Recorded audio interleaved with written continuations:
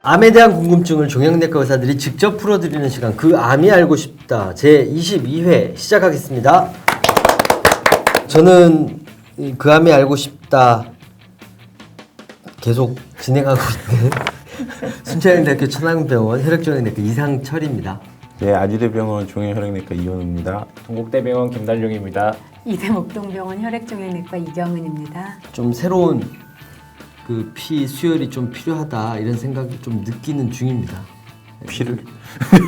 거의 대본 없이 준비 없이 그냥 하는 그런 거라서 완벽하게 준비를 해서 하면 더 좋긴 하겠지만 그 준비 과정이 좀 너무 시간이 많이 걸리고 이러다 보니까 그러지 않고 하는 편이라서 참여하시는 분들이 조금 부담이 있는 것 같아요. 그래서 조금 쉽지 않은 것 같은데 어쨌든 뭐 저희는 이 나름 열심히 하고 있으니까 앞으로 조금 더 사람들이 더 호응해 주시면 참여자도 더 생기지 않을까 이런 생각이 듭니다.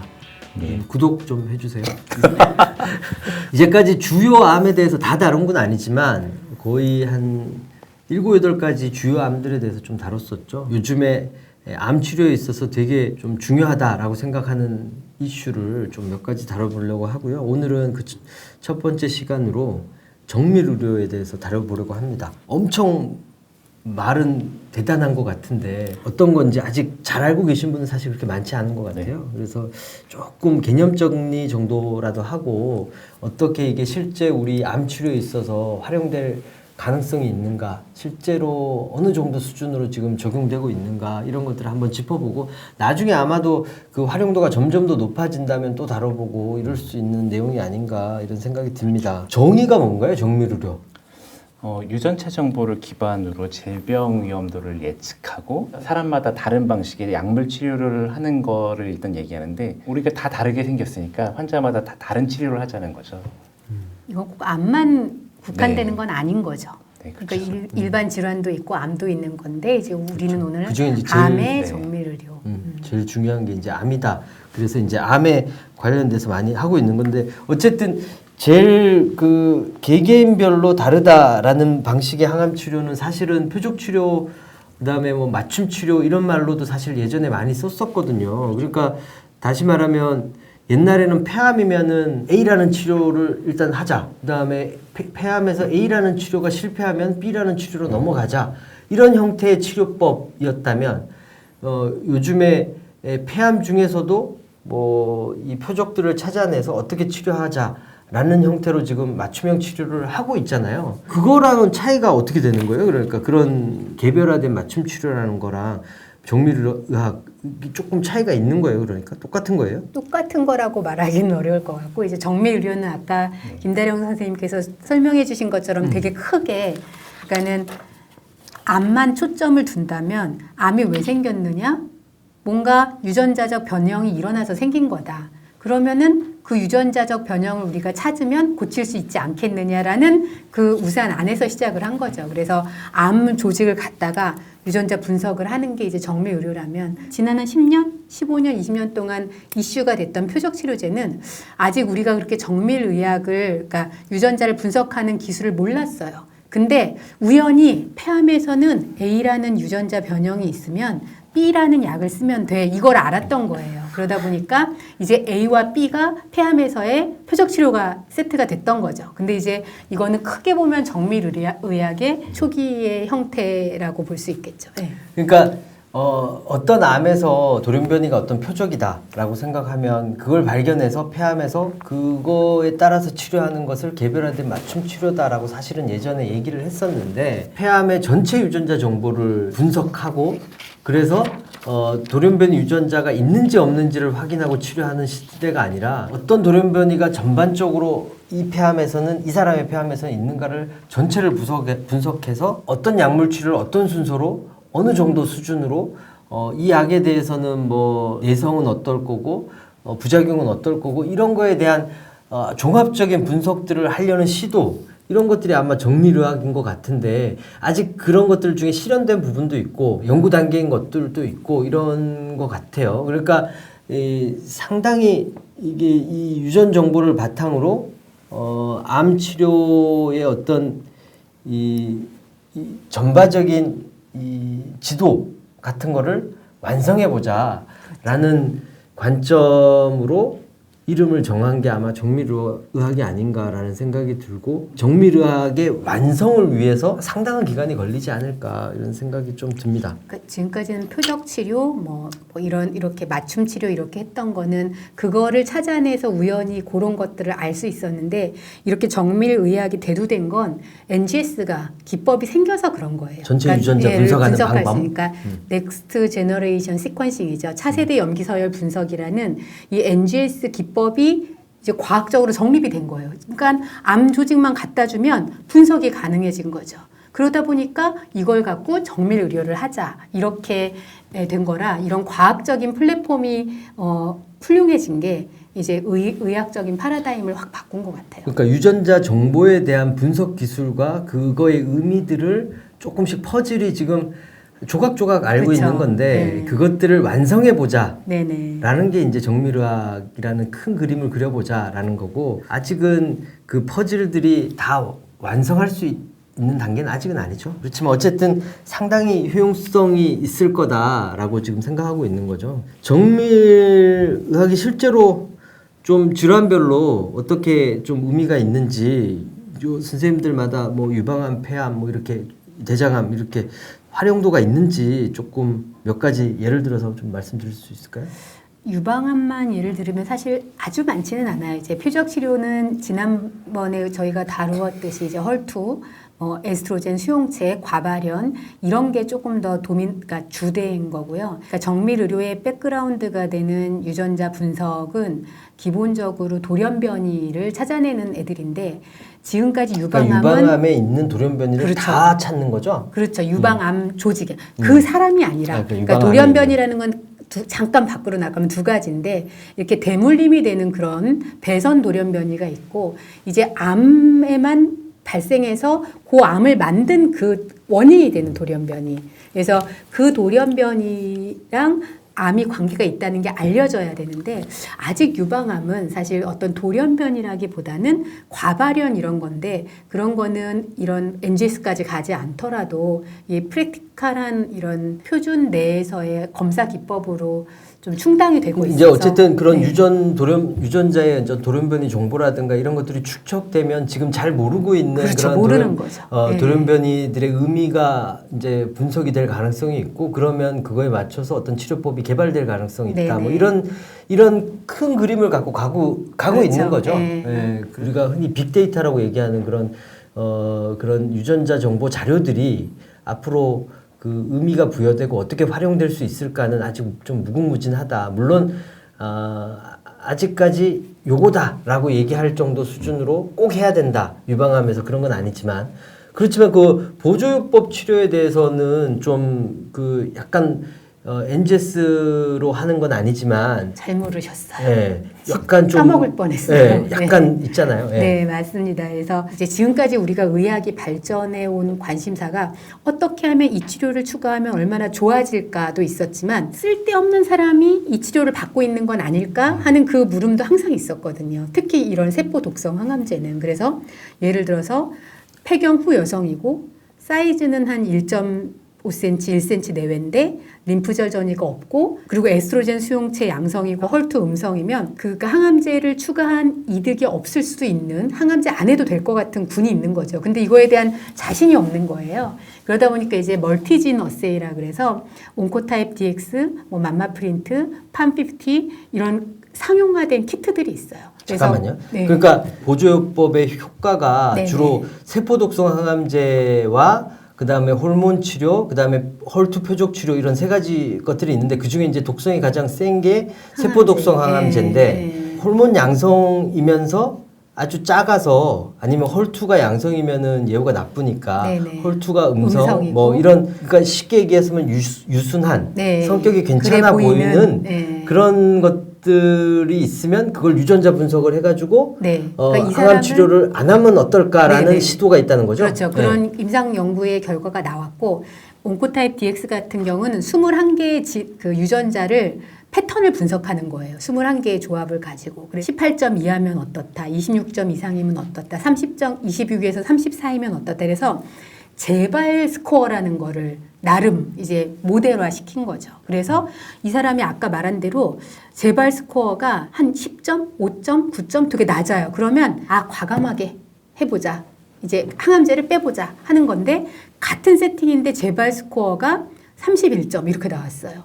이거는 그러면 같은 빼면 세팅이라 하면 그러니까 암의 사이즈가 사이즈와 똑같고 네네 인프절 전이가 없고 네. 뭐 그 어떤 바이올로지 캐릭터도 똑같아도 지금 그 유전자 분석의 정보가 다르다. 그렇죠. 스코어가 그러면- 다르다. 점수가. 그렇죠. 근데 어쨌든 정밀의학의 범주에 들어가긴 그렇죠. 하는 거죠. 그렇죠. 네. 알았습니다. 어쨌든 그런 시도들이 조금 더 이제까지는 임상 정보, 그다음에 조직 수술 조직의 병리적 정보만 가지고 항암 치료 여부를 표적 치료, 호르몬 치료 여부를 결정했다면 조금 더 유전 정보를 치료 결정에 도입하자라는 게 이제 사실은 정밀의학의 관점이고 빅데이터들이 좀 더 쌓이면 그런 것들이 조금 더 표준화될 가능성이 맞아요. 있다. 네. 이런 식이 유방암에서 조금 그런 것들이 초기 단계로 활용된다. 뭐 이 정도 맞습니다. 내용이죠.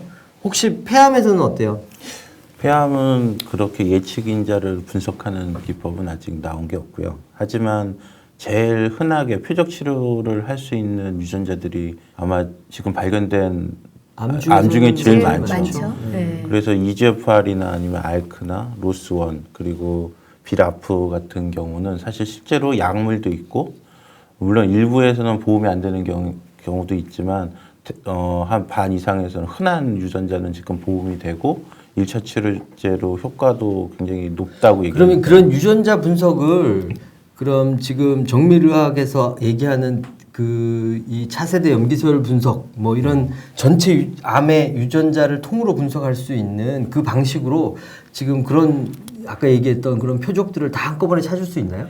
일부는 찾을 수 있고 일부는 또 다른 방법으로 해야 맞아요. 됩니다. 그래서 보호자분들이나 환자분들이 알기에 왜 나는 이걸 했는데 다 알지 못하냐고 또 검사를 해야 되냐고 하는 수도 있고요. 그래서 근데 일부는 찾을 수 있는 것들도 있고 일부는 못 찾 다른 방법으로 찾아야 되니까 그런 건 차이가 있다는 걸 알아두시는 게 근데 이제 어쨌든 NGS가 어떻게 세팅되느냐에 따라서 사실 그런 거지. 그걸 다 커버하는 NGS가 지금은 없죠. 지금 없죠. 비용적인 문제나 뭐 이런 것 때문에 이제 세팅될 가능성이 또 있으니까 그런 표적들을 유전자 분석을 통해서 우리가 좀 쉽게 확인할 수 있다. 그렇죠. 그래서 치료나 이런 것들을 선택하는데 좀 도움이 되는 면이 있다. 그리고 폐암에서 아주 큰 화두 중에 하나가 표적 치료 말고 면역 치료인데 면역 치료에 효과가 있는 사람과 없는 사람을 구분하는 것도 사실 좀 이걸로 어느 정도 그렇죠. PDL1이라는 검사로 하죠. 그 돌연변이 양을 분석하는 걸 통해서 네. 지금 하고 있잖아요. 그러니까 그 튜머 버든. 그렇죠. TMB라고 튜머 뮤테이션 얘기하는. 버든이라는. 네. 그래서 어쨌든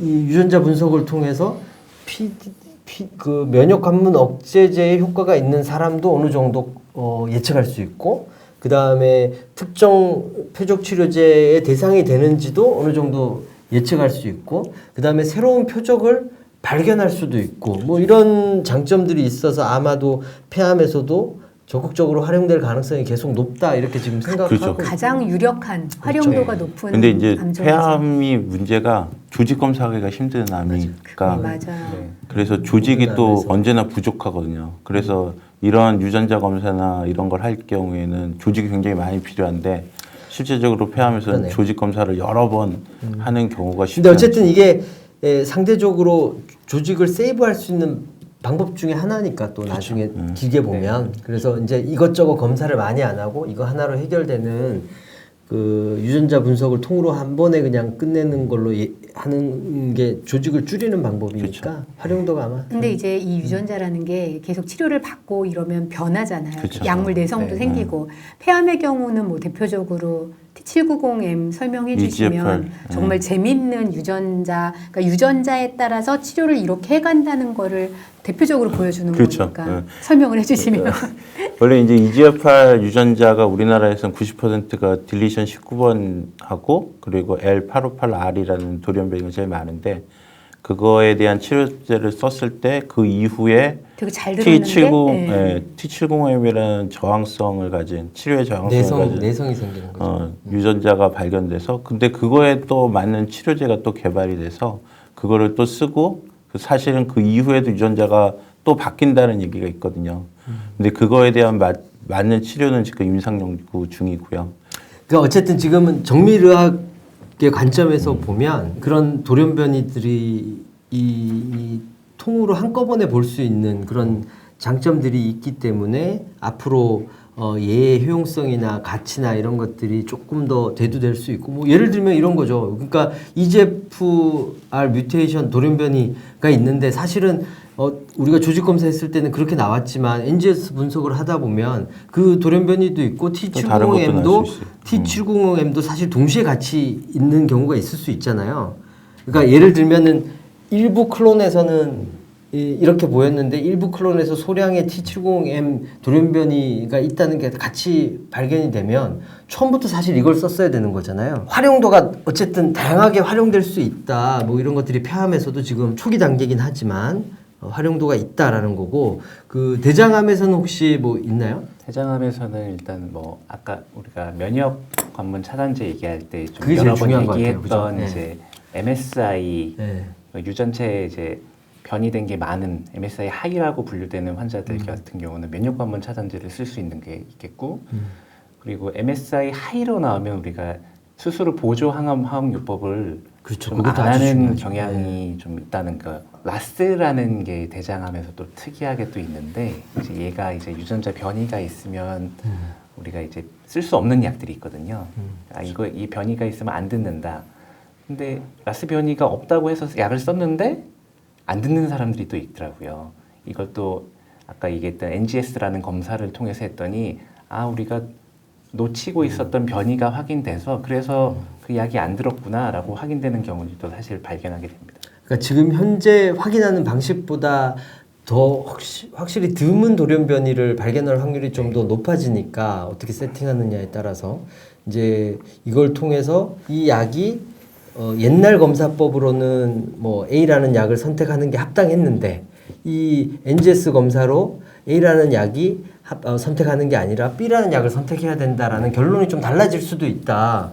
뭐 하여튼 그런 것들이 지금 활용도가 있다라는 거고 아까 보조요법 얘기는 되게 중요한 것 같아요. 앞으로 확립되지는 않았지만 앞으로 이 검사들이 아마 일상화되면 그런 것들도 확립될 가능성이 좀 높아지니까 좋은 것 같습니다. 어쨌든 현장에서 다양한 암에서 초기 단계지만 다양하게 그러니까 암은 이렇게 치료하면 내 모든 걸 다 알려줄 수는 없지만 활용도 있는 부분이 상당히 있어서 상당히 지금 다양한 방식에서 활용이 되는 것 같은데 그러면 정밀의학 아까 뭐 반복되는 얘기인 것 같은데 정밀의학이 이렇게 강조되는 이유가 중요한 뭐 제한점, 장점 이런 것들이 어떤 건지 좀 얘기를 했으면 좋을 것 같아요. 우리가 이제 병이 우리가 치료는 이제 뭐 대장암이면 대장암약을 주고 위암이면 위암약을 주고 그러잖아요. 이제 그 질병에 대한 표준 치료들이 정해져 있는데 정밀의료가 가장 필요한 사람들은 빈도가 많지 않은 드문 암들인 것 같아요. 그 암들은 약도 정해져 있는 게 뭐 표준 치료가 뭐 하나 두 개밖에 없잖아요. 이분들한테 이제 정밀의학 그 NGS라는 검사를 해가지고 우리가 특정 유전자 약이 있는 유전자 변이를 찾을 수 있다면 이분들한테 굉장히 많은 도움을 줄 수 있지 않을까. 그러니까 예를 들면은 지금 유방암에서 큰 성공을 거둔 헐투 양성 돌연변이가 다른 돌연변이가 아니고 좀 헐투 양성 그 과발현이 다른 암에서 만약에 이게 이 과발현에 의한 암이 발생했을 가능성이 있다. 이게 만약에 증명이 되면 사실은 그 암에서도 효과가 있을 가능성이 있으니까 NGS 분석을 하면 그거를 발견할 수 있을 가능성이 있지 않을까 이렇게 생각하는 거죠. 그렇죠. 최근에는 그런 유전자에 따라서 모든 그러니까 폐암도 있고 유방암도 헐투 유전자 돌연변이가 있거나 과발현이 있을 수 있으니까 그런 헐투에 대한 약을 쓰면 효과가 있을 거냐.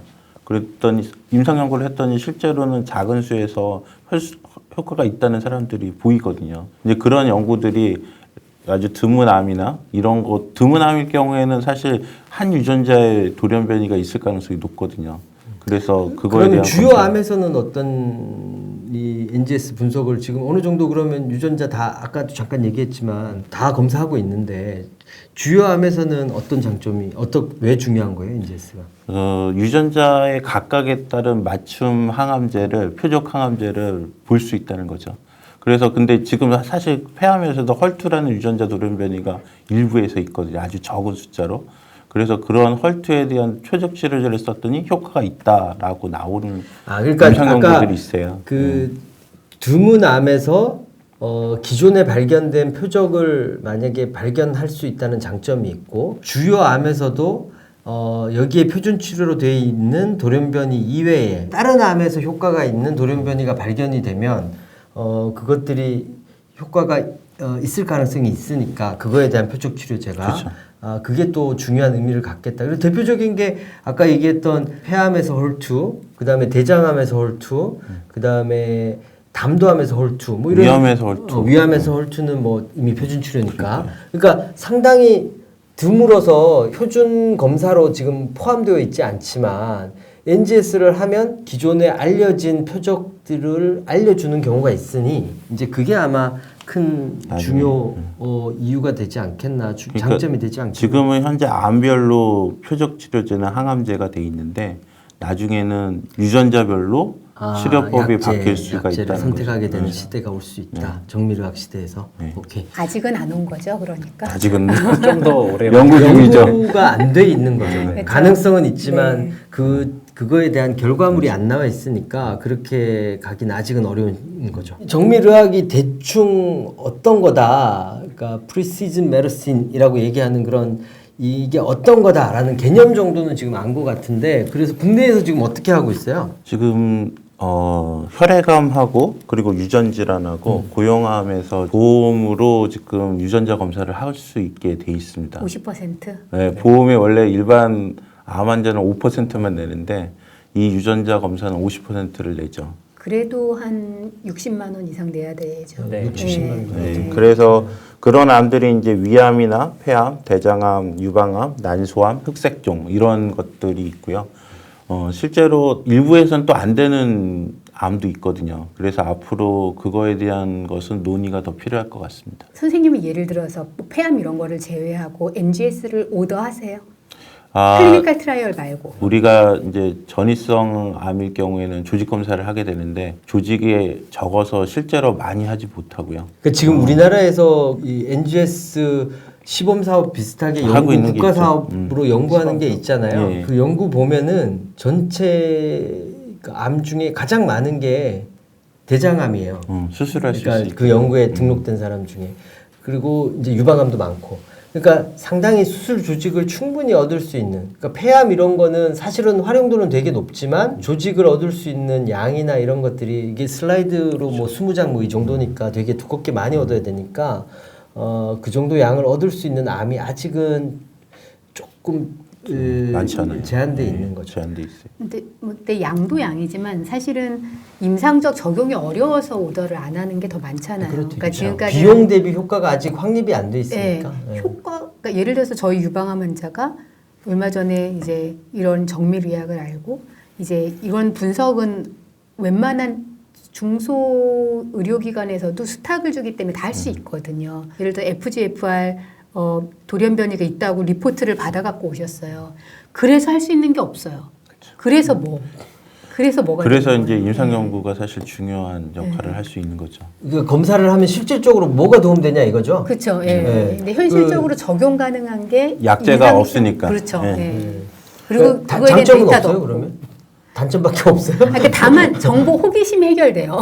제 호기심이 해결되기는 했는데 근데 이제 조금 문제는- 다른 거는 네. 지금 임상 연구가 굉장히 다양하게 지금 하고 있고 학회 차원에서도 사실 임상 연구를 많이 하려고 노력을 하고 있잖아요. 그렇죠. 예. 그래서 지금 우리나라에서 사업을 하는 것도 그런 것들에 대해서 물론 얼마 사실은 되지는 이게 않았지만 유전자 정보를 바탕으로 나오는 그런 암을 유발하는 돌연변이라고 예상되는 것들이 발견됐을 때 어떻게 할 건가를 사실 전 세계적으로 거의 국가 사업으로 하고 있는 나라들이 엄청 많죠. 그러니까 아직 밝혀지진 않았지만 이거가 가치가 어마어마하다라고 생각하는 게 대부분의 나라의 생각이고 뭐 미국, 유럽 연합 뭐 이런 데서는 거의 뭐 수십억의 돈을 수백억 수천억의 돈을 쏟아 부으면서 지금 연구를 하고 있죠. 우리나라에서도 어쨌든 지금 수백억짜리 연구가 지금 진행이 되고 있는 거고 앞으로 아마 그것들이 좀 활용도가 높아지지 않을까. 선생님 말씀하신 것처럼 유방암에서